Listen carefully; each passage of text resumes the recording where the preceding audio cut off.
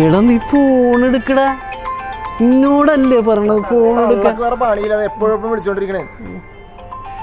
നീ ഫോൺ എടുക്കടാ.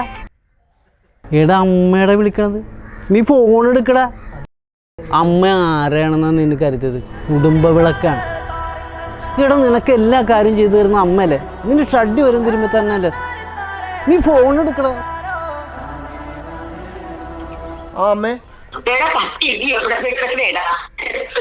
ഞാൻ വിളിക്കരുത്.